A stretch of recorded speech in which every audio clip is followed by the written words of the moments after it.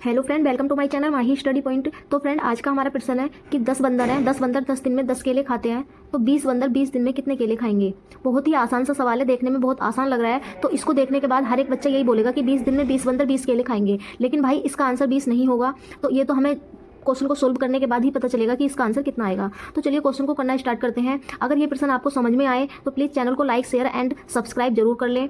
अगर वीडियो अच्छी लगे तो अपने दोस्तों में भी जरूर शेयर करें। तो देखिए, करना स्टार्ट करते हैं। तो इस प्रश्न को हम करेंगे, हमारे पास फॉर्मूला होता है MDH/W।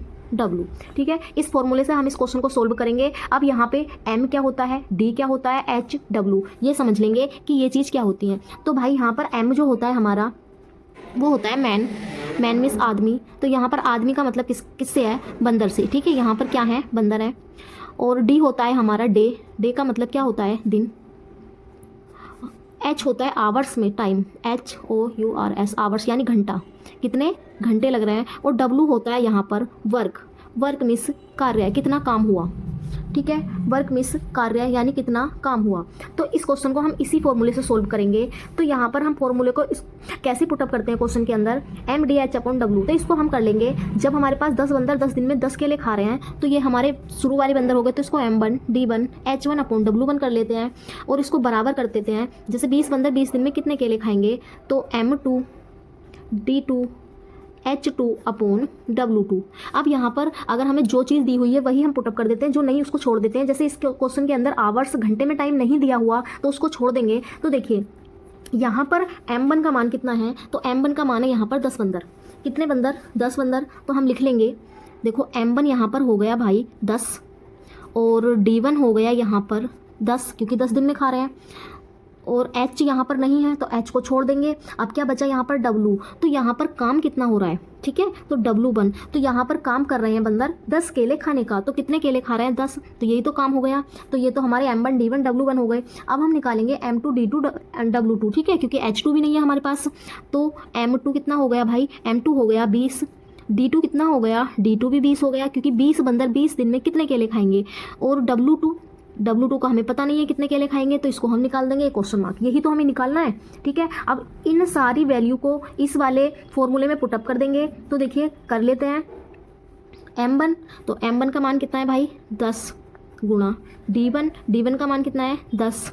अब बचा H1 का नहीं है, छोड़ देंगे, अपॉन W1 का कितना है, 10। ठीक है, बराबर M2 का कितना है, 20 गुणा D2 का कितना है, 20 बटे W2 हमारे पास नहीं है, यही तो हमें निकालना है। ठीक है, ये हो जाएगा हमारा W2। ये प्रश्न देखने में तो हमें इतना इजी लगता है कि 10 बंदर 10 दिन में 10 केले खा रहे हैं, तो 20 बंदर 20 दिन में 20 केले खाएंगे। अधिकतर बच्चों का आंसर यही होगा, लेकिन भाई इसका निकाल कर देखेंगे अब कितना आंसर आएगा। अगर आपको ये वीडियो अच्छी लग रही हो तो प्लीज़ एक लाइक ज़रूर कर लें। तो देखिए यहाँ पर ऊपर नीचे 10 है, तो ये कट जाएंगे। ठीक है, 10 से 10 कट जाएगा। अब कितना बचा, अब बचा यहाँ पर 10। ठीक है, ओनली 10 बचा, बराबर 20 गुणा 20 बटे W2। अब हमें यहाँ से W2 का मान निकालना है। हमारा सिर्फ एक काम है, हमें W2 का मान निकालना है, कैसे भी करके। तो देखिए कैलकुलेशन करेंगे। कैलकुलेशन में क्या होता है, इधर हम 10 के बटे में 1 मान लेंगे। किसी भी संख्या के बटे में हमेशा 1 रहता है, लेकिन हम उसको लिखते नहीं है। अगर हमें ज़रूरत पड़ती है तो हम लिख लेते हैं। तो 10 के बटे में हमने 1 लिख लिया है, बराबर 20 गुणा 20 बटे W2। यहाँ तक आपके समझ में आ गया होगा। ठीक है, उसके बाद क्या करेंगे, हम क्रॉस मल्टीप्लाई को बोलते हैं भाई तिरछी गुणा। तो तिरछी गुणा कैसे करते हैं, तो देखिए 10 की तो हो जाएगी हमारी W2 से, ये हो जाएगा 10 गुणा W2 बराबर 20 गुणा 20 की 1 से कर लेंगे, 20 गुणा 20। जब हम 20 गुणा 20 की 1 से करेंगे तो इतना ही आएगा। ठीक है, 20 कम 20। अब इसके बाद हमें तो मान W2 का निकालना है, तो W2 को तो हम इधर ही रहने देंगे और 20 गुणा 20 भी लिख लेंगे। अब यहाँ पर हमने क्या संख्या नहीं लिखी, हमने 10 नहीं लिखा, लेकिन इस 10 को इधर लिखने से क्या फ़ायदा। तो इसको हम राइट हैंड में ले जाएंगे। जब हम इसको राइट हैंड में ले जाएंगे तो ये W2 की गुणा में है, लेकिन इधर जाकर काय में आ जाएगा, ये बटे में।